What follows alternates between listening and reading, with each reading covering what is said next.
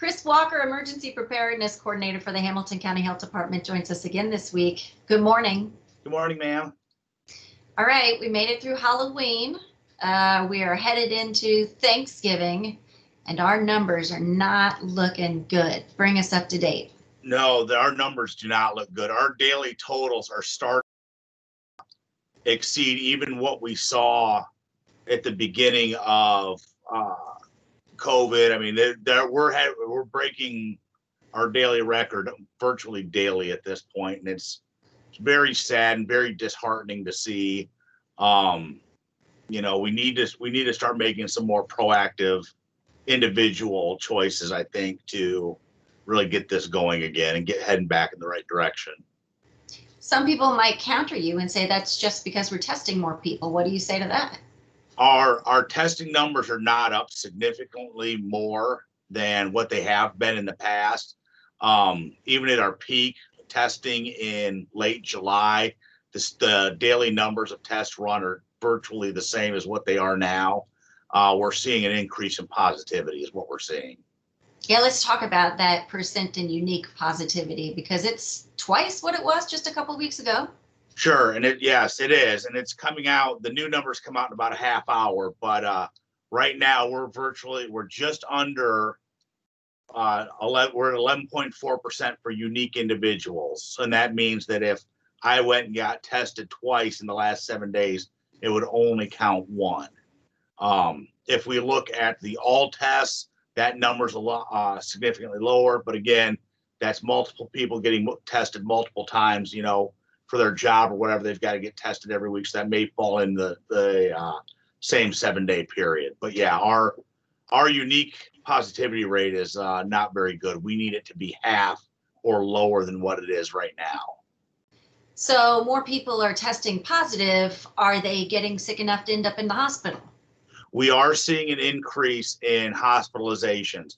Not all of them are linked to COVID, but our hospitals are starting to see more admissions. We are seeing larger numbers of COVID patients being seen at the hospitals. Not everyone that goes to the hospital requires hospitalization either. Sometimes they go in, get treated, and are shipped right back out. It just depends on the severity, but we are seeing more COVID visits at the hospitals locally. What about deaths? Deaths are up too, unfortunately. We had gone from late July basically to end of September, middle of October, and we were having deaths. We're not going to pretend like we weren't having any, but they were, I would consider, few and far between for the most part. And we're starting to record deaths virtually daily and sometimes multiple deaths per day over the last week or so. Here in Hamilton County? Correct. Here in Hamilton County, not just state numbers. And here in our backyard, we're having this kind of issue.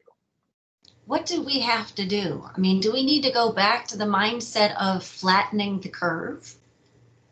Well, I think we need to go back to, doing our best to social distance, quarantine if we're not feeling well, going and getting tested, finding these folks that are symptomatic and not pulling themselves out of the pipeline because it's cold and flu season.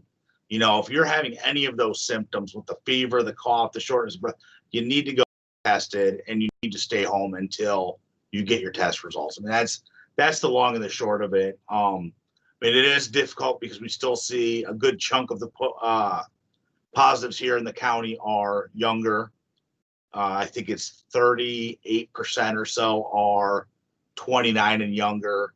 So, I mean, it is difficult because they'll mostly be asymptomatic, but, we need to continue to do those smart measures, proactive measures.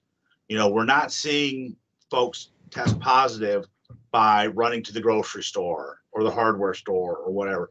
It's these prolonged exposures through social interactions and things like that we really need to curtail. Well, and that brings up the question of schools, because Hamilton Heights High School had to close down here for the next 2 weeks because of an uptick of cases there. And these kids do tend to present as asymptomatic. So what does that mean for the holidays coming up? Well, I mean, I think everyone needs to take a good hard look at what their holiday plans are going to be. we were discussing before we started recording that, one of the best things you probably can do for yourselves is if you really have to go travel, or you're seeing grandma and grandpa or someone else, taking yourselves out of your social network for 14 days prior to the holidays is about the safest thing you can do. Aside from not visiting, I get it. That's a hard thing to do, to not have holidays with your loved ones and partake in those traditions. So we've got to find reasonable solutions to safeguard everybody. And of course, being fall and getting colder, outside activities are getting harder and harder to do for longer periods of time. It's going to be challenging, but I mean, it's 1 year out of many, and it might be time to start looking at those harder choices than we have over the last several months. Yeah. I know that the health department sent a letter to our Hamilton County commissioners last week, asking them to take a good hard look at some of the measures that maybe need to be put into place to limit our exposure and our transmission. Where did that come from, and what do you see coming from it? Well, I think it's one of those things where we were discussing about the same time that Mayor Hogsett was having his press conference about a regional response. And, we understand that a lot of our residents work in Marion County and the surrounding counties and reside here, so we are interconnected. I mean, there's no way to get around it. So we need to look at what we can do that's pragmatic for Hamilton County and Hamilton County residents. And that's what this letter was saying, let's sit down with the elected officials from the municipalities, and let's start looking at do we need to take a more proactive approach from a government stance, or, do we continue down the path we're going right now? I do think that we'll probably see more out of that later this week, from what I'm hearing. One final thought: tomorrow's election day. What do you have to say to those who plan to go out and vote tomorrow? Go vote, please. Please go vote and exercise your right to do so. Make sure you're maintaining that 6-foot distance from each other. Make sure you're wearing a mask even when you're outside. Normally we say don't do it, but it's one of those things where you're around people that you don't know. So I think it'd be a proactive measure to continue to wear your mask while you're outside and while you're at the polling place. But please go vote and exercise your right. Let's just do it safely. Great. Chris Walker with the Hamilton County Health Department. Thank you. Thank you, ma'am.